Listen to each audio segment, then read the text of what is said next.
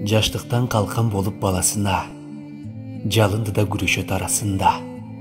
Жараткан ушунчалык күч бериптир, жүрөктөн таазим кылып каласыңда.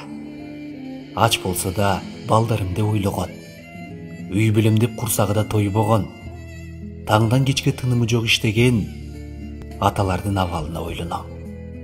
Атаңар болсо кадыры бийик төрдөсүнчү, азапты кайра картайганда көрбөсүнчү. Атасыз дүйнө кароосуз калган дарактай, суранам Аллах, аталар өлбөсүнчү.